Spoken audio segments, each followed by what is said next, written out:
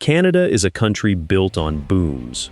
Gold rushes, mining strikes, mill towns, and fur trade posts sprang up almost overnight across some of the harshest terrain on Earth, filled with the promise that this time, the boom would last.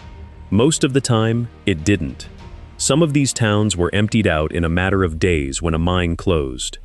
Others were abandoned by government order, their residents relocated by boat while their homes were left standing behind them. One of them, near the top of this list, was evacuated so quickly that dinner plates were left on tables, and the local movie theater still has its projector inside.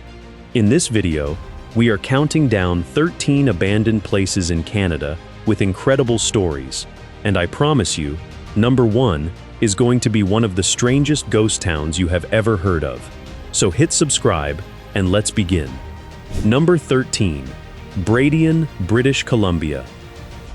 Tucked into a steep mountain valley in the Coast Mountains, about an hour past the town of Gold Bridge, sits a row of pastel-colored houses with broken windows and sagging porches, completely empty.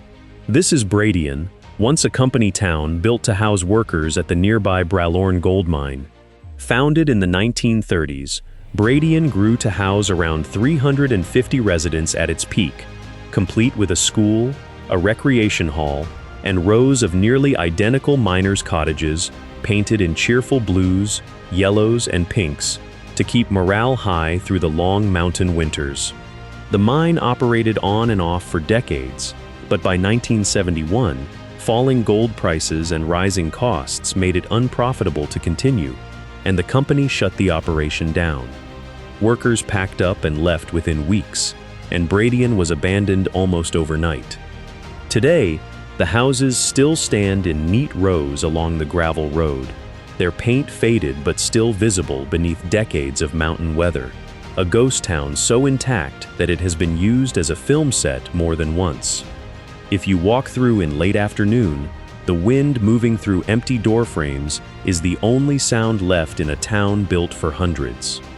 Number 12, Sandon, British Columbia. Deep in the Selkirk Mountains of the Kootenays, Sandon was once called the Silver Capital of Canada. Founded in 1892 after a rich silver strike, the town exploded to a population of over 5,000 people within just a few years, packed so tightly into its narrow valley that its main street had to be built directly over the creek. At its peak, Sandon had 24 hotels, 28 saloons, its own stock exchange, and one of the first hydroelectric plants in the province. But silver prices collapsed. Fires swept through the wooden buildings not once but twice, and by the 1920s, most of the town had already emptied out. In a strange twist, Sandon found a second life in 1942 when the Canadian government used the nearly deserted town to intern Japanese Canadians during the Second World War, filling its remaining buildings with families who had been forcibly removed from the coast. When the internment camp closed after the war, Sandon emptied for good. Today, only a handful of buildings remain standing, propped over the same creek that once ran beneath a boom town of thousands, and a small museum preserves what is left of a town that lived two very different lives. Number 11, 40 Mile, Yukon. Long before Dawson City existed, there was 40 Mile, the very first boom town of the Yukon Gold Rush. Founded in 1886 along the banks of the 40 Mile River, it became the territory's first substantial settlement, home to saloons, a courthouse, and roughly 700 prospectors drawn north by early gold strikes. For over a decade, 40 Mile was the unofficial capital of the Yukon, the only place for hundreds of kilometers with anything resembling law, commerce, or company. Then, in August of 1896, gold was discovered at Bonanza Creek, near what would become Dawson City, and almost the entire population of 40 Mile packed up and left within days, chasing the richer strike.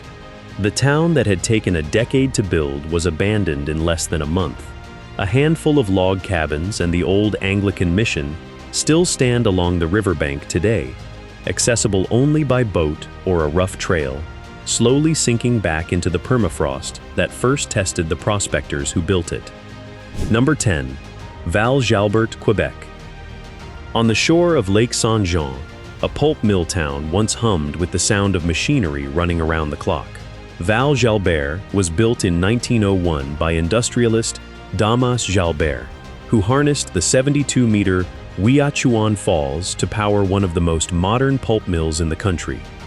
At its height, the town housed nearly 1,000 residents in neat company houses, complete with a school, a convent, a general store, and electric streetlights years before many Canadian cities had them.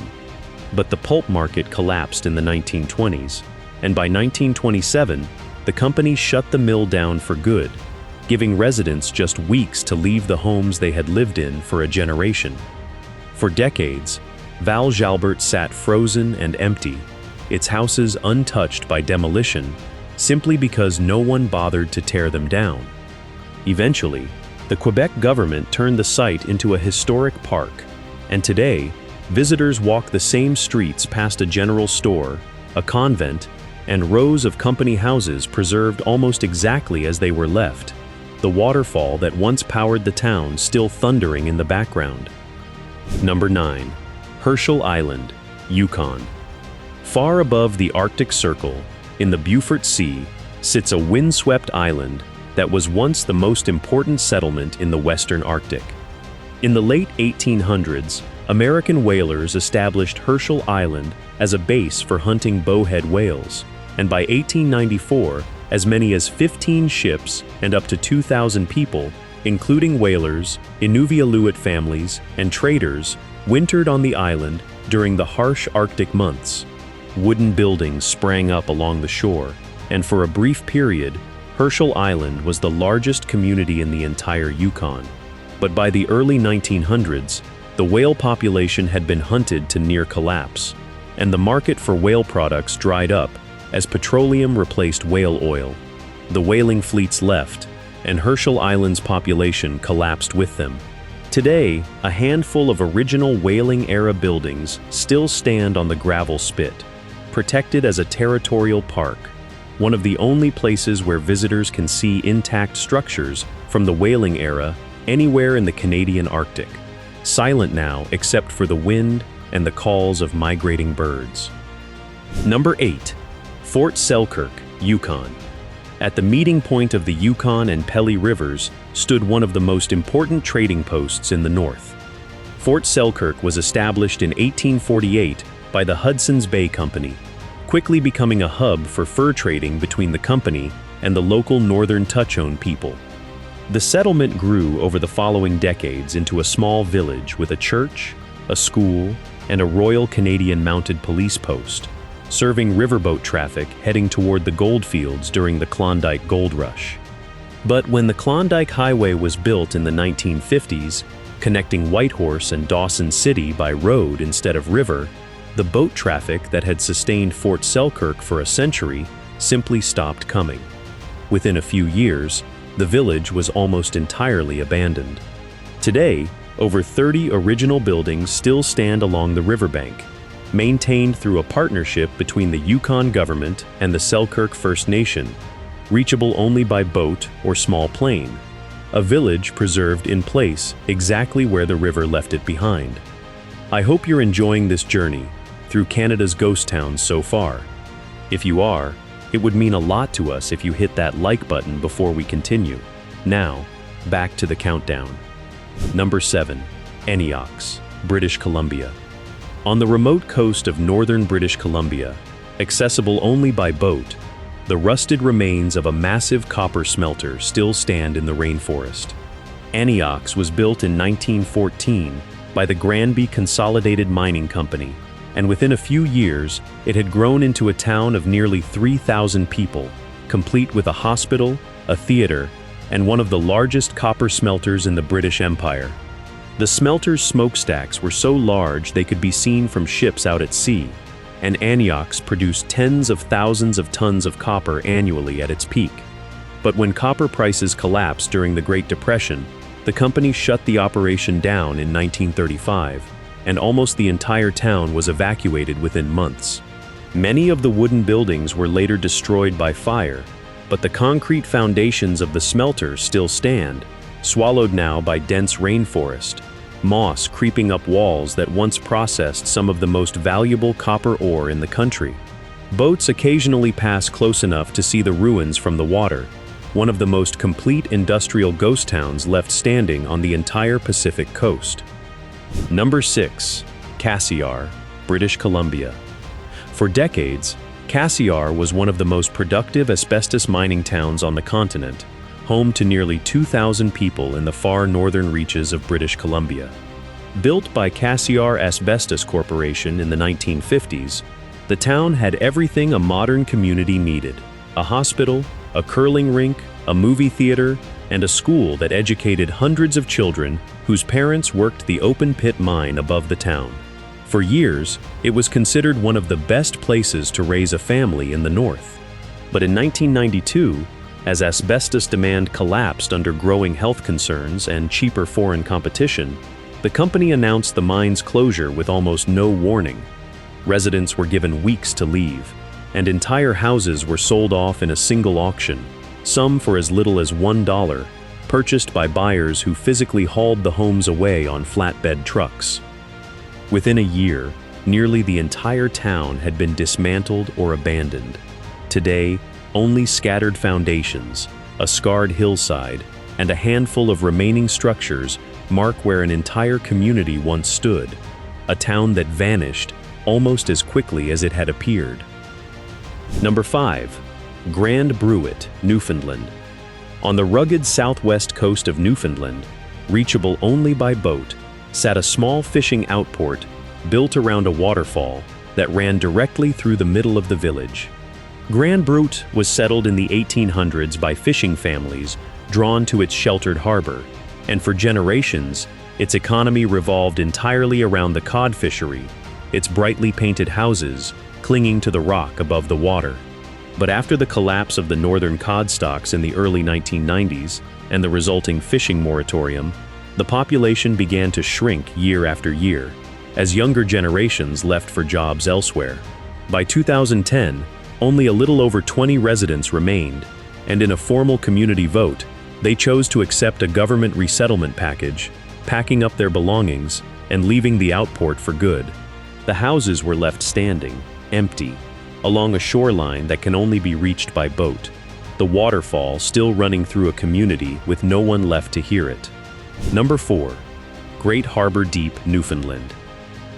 For over 150 years, Great Harbor Deep sat tucked into a sheltered fjord on Newfoundland's Great Northern Peninsula, its economy built entirely around cod fishing and a small sawmill. At its peak in the mid-1900s, the outport was home to more than 400 people, with its own school, a nursing station, and a church that served the surrounding fishing families. But the same collapse of the cod fishery that emptied so many Newfoundland outports hit Great Harbor Deep hard, and by 2002, the remaining residents voted to accept government resettlement, ending a century and a half of continuous habitation. Families loaded their belongings onto ferries and relocated to towns across the island, leaving behind homes, a church, and a small cemetery on a fjord that can still only be reached by boat or floatplane. Today, moose outnumber people in a village that once had its own hockey rink, its buildings slowly succumbing to salt air and the encroaching spruce forest that surrounds the old town site. Number 3. Ocean Falls, British Columbia.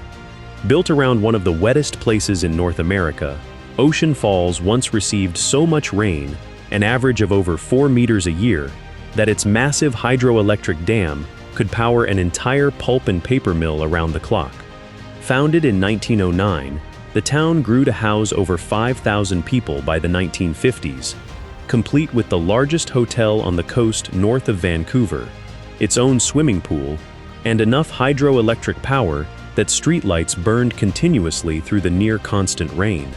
For decades, Ocean Falls was one of the most self-sufficient towns in British Columbia, but rising costs and an aging mill led the company to shut down the paper operation in 1980. And the government-run town, no longer able to sustain itself, was largely evacuated within a couple of years. The massive company hotel was demolished, but crumbling apartment blocks, an old fire hall, and the still-functioning dam remain, watched over today by a population that has dropped to fewer than 30 full-time residents, caretakers of a town built for thousands, and now home to almost no one. Number 2. Uranium City, Saskatchewan. At the height of the Cold War, Saskatchewan's far north was home to one of the most important uranium mining operations on the continent. Uranium City was built in the early 1950s to supply ore for nuclear weapons and later nuclear power programs, and it grew rapidly into a town of over 5,000 people, complete with a hospital, a curling rink, 9 schools, and a movie theater, an astonishing level of infrastructure for a community accessible only by air or a long winter ice road.